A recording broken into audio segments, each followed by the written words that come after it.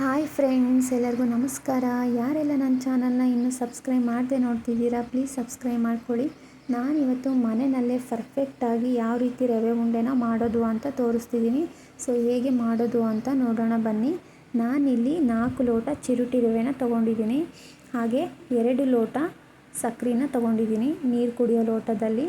ಈಗ ಒಂದು ಸ್ವಲ್ಪ ತುಪ್ಪ ಹಾಕ್ಕೊಂಡ್ಬಿಟ್ಟು ಸ್ವಲ್ಪ ರವೆ ಹಾಕ್ಕೊಂಡು ರೋಸ್ಟ್ ಮಾಡ್ಕೊಳ್ಬೇಕು. ಸೊ ಲೋ ಫ್ಲೇಮಲ್ಲಿ ಇಟ್ಕೊಂಡು ರೋಸ್ಟ್ ಮಾಡ್ಕೊಳ್ಬೇಕು.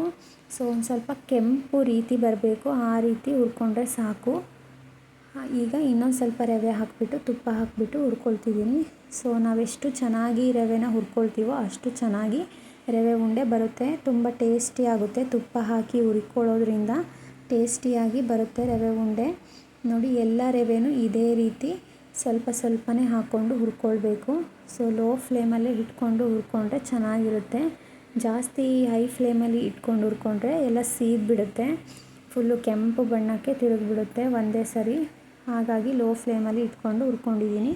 ಈಗ ಅದೇ ಬಾಣಲಿಗೆ 1 ಸ್ಪೂನ್ ತುಪ್ಪ ಹಾಕ್ಕೊಂಡ್ಬಿಟ್ಟು ಗೋಡಂಬಿ ಮತ್ತು ಒಣ ದ್ರಾಕ್ಷಿನ ಹಾಕ್ಕೊಂಡು ರೋಸ್ಟ್ ಮಾಡ್ಕೊಳ್ಬೇಕು.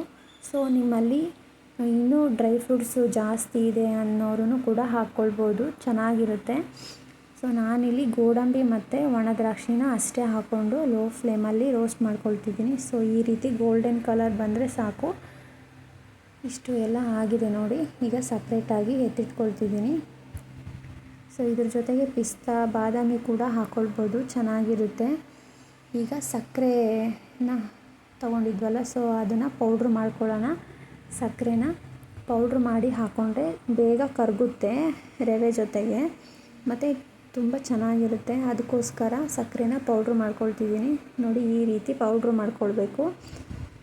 ಈಗ ಇದು ಸಕ್ಕರೆನ 2 ಸತಿ ಪೌಡ್ರ್ ಮಾಡ್ಕೊಂಡಿದ್ದೀನಿ. 2 ಲೋಟ ತೊಗೊಂಡಿದ್ದೀನಲ್ವ, ಸೊ ಹಾಗಾಗಿ ಒಂದೊಂದು ಲೋಟ ಒಂದೊಂದು ಸತಿ ತೊಗೊಂಡಿದ್ದೀನಿ. ಹಾಗೆ ಒಂದು 3 ಏಲಕ್ಕಿನ ಪೌಡ್ರ್ ಜೊತೆಗೆ ಹಾಕಿಬಿಟ್ಟು ಪೌಡ್ರ್ ಮಾಡ್ಕೊಂಡಿದ್ದೀನಿ.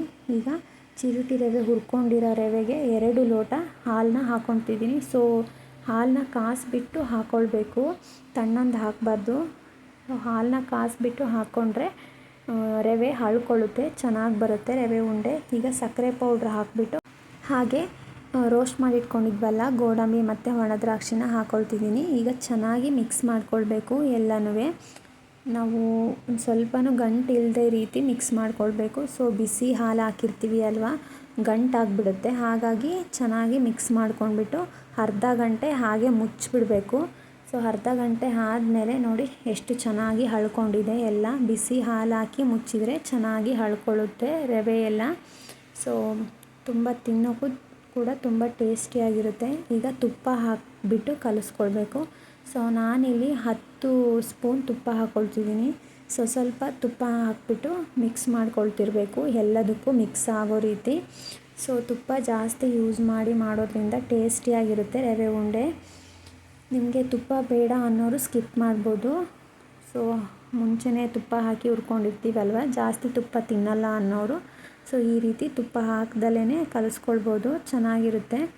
ನೋಡಿ, ಈ ರೀತಿ ಕೈಯಲ್ಲಿ ಚೆನ್ನಾಗಿ ಎಲ್ಲದಕ್ಕೂ ಮಿಕ್ಸ್ ಆಗೋ ಹಾಗೆ ಮಿಕ್ಸ್ ಮಾಡಿಕೊಂಡು ಈಗ ಉಂಡೆನ ಕಟ್ಕೊಳ್ಳೋಣ.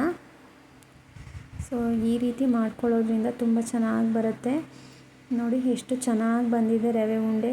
ಸೊ ಇವತ್ತಿನ ಈ ರವೆ ಉಂಡ ರೆಸಿಪಿ ನಿಮ್ಮೆಲ್ಲರಿಗೂ ಇಷ್ಟ ಆಗಿದೆ ಅಂದ್ಕೊಳ್ತೀನಿ. ಇಷ್ಟ ಆದರೆ ನೀವು ಒಂದ್ಸಲಿ ಈ ವಿಧಾನದಲ್ಲಿ ಟ್ರೈ ಮಾಡಿ ಹೇಗೆ ಬಂತು ಅಂತ ಕಮೆಂಟ್ ಮಾಡಿ ತಿಳಿಸಿ. ಹಾಗೆ ಲೈಕ್ ಮಾಡಿ, ಶೇರ್ ಮಾಡಿ. ಇನ್ನೂ ಹೆಚ್ಚಿನ ವೀಡಿಯೋಗಳಿಗಾಗಿ ನನ್ನ ಚಾನಲ್ನ ಸಬ್ಸ್ಕ್ರೈಬ್ ಮಾಡ್ಕೊಳ್ಳಿ. ಹಾಗೆ ಬೆಲ್ ಬಟನ್ನ ಕ್ಲಿಕ್ ಮಾಡ್ಕೊಳ್ಳಿ. ಬೆಲ್ ಬಟನ್ನ ಕ್ಲಿಕ್ ಮಾಡಿದರೆ ನನ್ನ ಎಲ್ಲ ನೋಟಿಫಿಕೇಷನು ನಿಮಗೆ ಬರುತ್ತೆ. ನಾನು ಯಾವುದೇ ವಿಡಿಯೋ ಹಾಕಿದರೂ ನಿಮಗೆ ಫಸ್ಟ್ ನೋಟಿಫಿಕೇಷನ್ ಬರುತ್ತೆ. ಈ ವಿಡಿಯೋನ ಕೊನೆಯವರೆಗೂ ನೋಡಿದ್ದಕ್ಕೆ ನಿಮ್ಮೆಲ್ಲರಿಗೂ ತುಂಬ ಧನ್ಯವಾದಗಳು.